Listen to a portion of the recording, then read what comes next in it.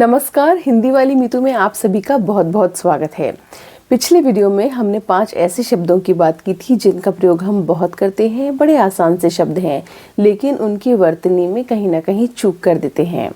आज की वीडियो में 5 ऐसे शब्दों की बात करेंगे जिनका प्रयोग एक बार फिर हम बहुत करते हैं, लेकिन वे शब्द संस्कृत निष्ठ हैं, इसलिए शायद उनका ठीक अर्थ हमें नहीं पता। तो चलिए शुरू करते हैं आज का वीडियो। सबसे पहले बात करते हैं स्नातक यानी ग्रेजुएट की।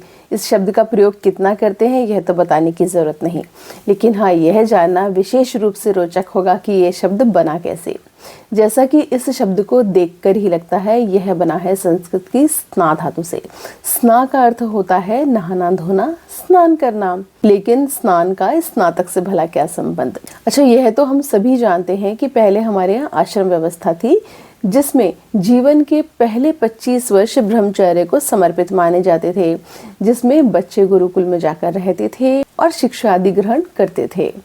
तो यह ब्रह्मचर्य आश्रम था। ब्रह्मचर्य आश्रम में रहते हुए शिक्षा पूरी करने के बाद जब शिष्यों का वापस गृहस्थ आश्रम में लौटने का समय होता था, तो वे ऐसे ही नहीं आ जाते थे, बल्कि तब होता था समावर्तन संस्कार। यह संस्कार अब नहीं होता, या शायद कहीं कहीं खाना पूर्ति के लिए होता हो। समावर्तन संस्कार में होता यह था कि बच्चों को गृहस्थ आश्रम में प्रवेश से पहले एक विशेष स्नान करवाया जाता था, जिसमें नदियों का पानी लाया जाता था, उसे औषधि युक्त और सुगंधित पदार्थों से युक्त किया जाता था, और फिर विशेष मंत्रों के उच्चारण के साथ शिष्य वह स्नान करते थे। और इस स्नान के बाद ही यज्ञोपवीत के समय जो मेखला और दंड उन्होंने धारण किया होता था, उसे वे छोड़ सकते थे। इसके बाद ही अपने गुरु के आशीर्वाद से उन्हें गृहस्थ आश्रम में प्रवेश की अनुमति मिलती थी, और साथ ही मिलती थी विद्या स्नातक की उपाधि। विद्या स्नातक वे होते थे जो गुरुकुल में रहकर वेद आदि का अध्ययन पूरा कर लेते थे और फिर उसके बाद गृहस्थ आश्रम में लौट रहे होते थे। चूंकि स्नान से ही उनकी उपाधि पूरी होने का संबंध था, इस स्नान को किए बिना उपाधि पूरी नहीं मानी जाती थी, इसलिए स्नातक का संबंध अध्ययन से जुड़ गया। आज भले ही इसके अर्थ कुछ अलग हो गए हों, व्यवस्थाएं कुछ अलग हो गई हैं, लेकिन यह शब्द इस तरह से बना था। प्रसंगवश यह भी जान लेते हैं कि विद्या पूरी हुई या नहीं। इसके आधार पर स्नातक भी 3 तरह के होते थे। पहला होता था विद्या स्नातक, जिसने गुरुकुल में रहकर वेद आदि का अध्ययन पूरा कर लिया है। दूसरे होते थे व्रत स्नातक, जो किसी वजह से अपना अध्ययन पूरा नहीं कर पाए, लेकिन गृहस्थ आश्रम में लौट रहे हैं, लेकिन चूंकि व्रत से पूरा ब्रह्मचर्य व्रत का उन्होंने वहाँ पालन किया है, गुरुकुल में रह के नियम सारे निभाए हैं, इसलिए उन्हें व्रत स्नातक की उपाधि दी जाती थी। और तीसरे होते थे विद्याव्रत स्नातक, जिन्होंने दोनों ही कार्य किए होते थे, जो वहाँ पूरे व्रत नियम आदि से रहे भी होते थे और जिन्होंने वेद आदि का अध्ययन भी पूर्ण कर लिया होता था। आज का दूसरा शब्द है किम कर्तव्य विमूढ़। यह शब्द मुझसे इतने मंचों पर इतनी बार पूछा गया है कि मुझे लगा इस वीडियो में इस पर तो बात होनी ही चाहिए। देखिए, इस शब्द के टुकड़े कीजिए, सब स्पष्ट हो जाएगा। टुकड़े करने पर बनता है किम, कर्तव्य, विमूढ़। ये 3 शब्द निकल कर आते हैं। किम और कर्तव्य यहाँ संस्कृत शब्द हैं। किम का अर्थ होता है क्या, कौन, कैसे इत्यादि। कर्तव्य का अर्थ होता है करने योग्य कार्य, हमें पता है। अब विमूढ़ देखिए, विमूढ़ जो है उसमें संस्कृत का वि उपसर्ग लगा है और मूढ़ शब्द है। वि उपसर्ग अनेक अर्थ देता है, जिनमें से एक अर्थ है विशेष, और मूढ़ का अर्थ मूर्ख या ना समझ, हमें पता है। तो अब इन तीनों शब्दों को जोड़कर देखिए, किम कर्तव्य विमूढ़, जिसे विशेष परिस्थिति में समझ नहीं आ रहा हो कि क्या करना चाहिए। जब कोई व्यक्ति किसी उलझन, दुविधा या घबराहट की वजह से यह तय नहीं कर पाता कि किसी परिस्थिति में क्या करें और क्या ना करें, तो वही उसके किम कर्तव्य विमूढ़ होने की स्थिति होती है। किम कर्तव्य विमूढ़ जैसा ही एक और उलझन से जुड़ा शब्द है दिग्भ्रमित होना। दिग्भ्रमित होने का प्रयोग तब किया जाता है जब किसी तरह के भटकाव की स्थिति होती है। इस शब्द के टुकड़े करके देखते हैं। यह बना है दिक् और भ्रम में संधि होने से। दिक् का अर्थ होता है दिशा, जब दिक् और भ्रम में संधि होती है तो क जो है वह ग में बदल जाता है और दिग् भ्रमित शब्द बनता है। ऐसे ही अन्य शब्द भी देखिए जहाँ दिक् का अर्थ दिशा आपको स्पष्ट होगा। जैसे दिगंबर, दिगंबर क्या होता है? दिक् और अंबर दिशाएं ही जिनके वस्त्र हैं, यानी जैन साधु। दिग्वान, जो दिशाओं में क्या चल रहा है उसका ध्यान रखता है, उनकी चौकसी करता है, यानी चौकीदार। दिग्विजय, यानी सभी दिशाओं को जीत लेना, विश्व विजय करना, वह होती है दिग्विजय। तो यह था दिग्भ्रमित का दिक्। अब भ्रम की बात करते हैं। भ्रम का अर्थ होता है कुछ का कुछ समझ लेना। जैसे देखिए आपने रस्सी और समझ लिया सांप। जैसे चाय बनाने लगे, फ्रिज में पड़ी थी छाछ और समझ लिया दूध। तो यह होता है भ्रम। भ्रम का मतलब होता है पूरे निश्चय और विश्वास के साथ कुछ का कुछ समझ लेना, जहाँ हम पूरी तरह से हमें विश्वास रहता है कि जो हम समझ रहे हैं वह सही है, वह भ्रम होता है।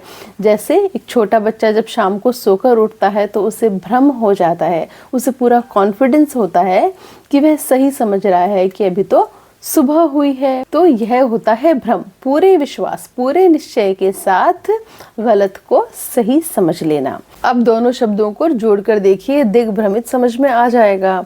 दिग्भ्रमित का क्या अर्थ हुआ? दिग्भ्रमित का अर्थ हुआ जिसे दिशाओं का बोध नहीं है या जिसे दिशाओं का भ्रम हो गया है, जिसने गलत रास्ता सही समझकर अपना लिया है, वह दिग्भ्रमित है। यही वजह है कि कहने वाले युवा पीढ़ी को दिग्भ्रमित कहते आए हैं, या फिर संसार को क्या कहते हैं? भ्रमजाल, मायाजाल कहते हैं। भ्रमजाल क्यों कहते हैं? क्योंकि हम यहाँ आकर एक अलग ही भ्रम में पड़ गए हैं। जो हमारा यहाँ आने का उद्देश्य है उसे भूल गए हैं, और भूल गए हैं कि हम आत्मा है, शरीर नहीं। तो यह है भ्रम, जहाँ हमने पूरे विश्वास से गलत को सही समझ लिया है। और यह है दिग्भ्रमित, जहाँ हम गलत रास्ते चल पड़े हैं दिशा के भ्रम के कारण। अब देखते हैं तत्वावधान को। फॉर्मल सेटिंग में या औपचारिक परिस्थितियों में यह शब्द बहुत प्रयोग में आता है। तत्वावधान, इसके टुकड़े करते हैं। यह बना है तत्व और अवधान, इन दो शब्दों से। तत्व का अर्थ वास्तविक स्थिति हम जानते हैं, और अवधान का अर्थ होता है ध्यान, एकाग्रता, मनोयोग, लगन। यह शब्द सुना हुआ नहीं लग रहा है ना? तत्व तो बहुत जगह सुना है, प्रयोग किया है, लेकिन अवधान नहीं। ऐसा नहीं है। अवधान का भी आपने बहुत प्रयोग किया है, शायद तत्व से ज्यादा ही किया हो, लेकिन अकेले नहीं किया, इसलिए शायद याद नहीं आ रहा। जरा सा सावधान होकर सोचिए, आ गया ना याद? सावधान में क्या है ना अवधान? स धन अवधान, सावधान है, यानी पूरे ध्यान के साथ। स का मतलब सहित या साथ होता है, तो पूरे अवधान के साथ, पूरे ध्यान के साथ जब कोई कार्य किया जाता है तभी उसको सावधानी पूर्वक किया गया कार्य कहते हैं। अब दोनों शब्दों को जोड़कर एक साथ तत्वावधान शब्द में समझने की कोशिश कीजिए। तत्व का मतलब हुआ सार या वास्तविक स्थिति, और अवधान का मतलब हुआ ध्यान देना। तो जैसे हम कहें कि फलाना कार्यक्रम का आयोजन फलानी समिति के तत्वावधान में हुआ, तो इसका अर्थ होगा कि फलाने कार्यक्रम की वास्तविक स्थिति, तत्व, उसकी वास्तविक स्थिति पर अवधान यानी ध्यान देते हुए, पूरे कार्यक्रम की देखरेख करते हुए फलाना समिति ने कार्यक्रम का आयोजन किया, कार्यक्रम उसकी देखरेख में हुआ, और उसकी कार्यक्रम की वास्तविक स्थिति के अनुसार कार्य के संचालन का प्रभार समिति पर था। हमारा आज का अंतिम शब्द है छिद्रान्वेषण। दूसरों की कमियां निकालने के लिए इस शब्द का प्रयोग हम अक्सर करते हैं। इस शब्द के टुकड़े करके इसे समझने की कोशिश करते हैं। टुकड़े करेंगे तो बनेगा छिद्र धन अन्वेषण। छिद्र बना है संस्कृत की छिद धातु से, जिसका मतलब होता है छेद या छेदना। और अन्वेषण का अर्थ क्या होता है हम जानते हैं। अन्वेषण का अर्थ होता है किसी को खोजना, ढूंढना या किसी दिशा में प्रयत्न करना। अब दोनों शब्दों को इकट्ठा रखकर देखिए।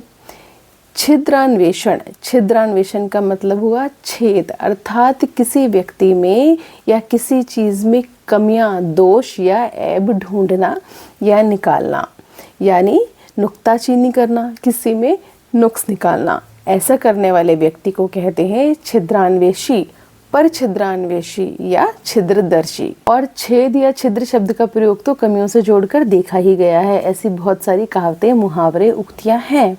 जैसे हम क्या कहते हैं, हम कहते हैं सूप तो सूप छलनी भी बोले जिसमें 72 छेद। कब कहा जाता है ऐसा? ऐसा तब कहा जाता है जब कोई व्यक्ति जिसमें खुद ही अनेक दोष हों, जो खुद ही पाक साफ ना हो, वह दूसरों की कमियां निकाले। एक और कहावत भी देखिए, छलनी कहे सुई से तेरे पेट में छेद। यानी आप में खुद में तो बहुत सारी कमियां हैं, लेकिन जिसमें आपसे भी कम कमियां हैं, आप उसके भी दोष ढूंढने लगे। तो ऐसा व्यक्ति कौन होगा? ऐसा व्यक्ति होगा छिद्रान्वेषी। इस प्रवृत्ति को कहा जाएगा छिद्रान्वेषण। ऐसा ही एक और मुहावरा देखिए, छलनी में डालकर छाछ उड़ाना। यानी किसी व्यक्ति के छोटे से दोष को बहुत बड़ा चढ़ाकर कहना और इस तरह उसे कलंकित करने की कोशिश करना। तो यह था आज का वीडियो। मुझे पूरी उम्मीद है आपको वीडियो पसंद आया होगा। पसंद आया है तो वीडियो को लाइक कीजिएगा, अपने जानने वालों के साथ साझा कीजिएगा। चैनल पहली बार देख रहे हैं तो सब्सक्राइब करके इसका नोटिफिकेशन बेल भी प्रेस कर दीजिएगा। सारे सोशल मीडिया लिंक आपको विवरण बॉक्स में मिल जाएंगे। और आज जिन शब्दों की हमने बात की है, उनसे जुड़े भी यदि कुछ और शब्द ऐसे हैं जिन पर हमने वीडियो बनाए हैं, तो उनके लिंक भी आपको वहीं मिलेंगे। देखते रहिए हिंदी वाली मीतू। धन्यवाद।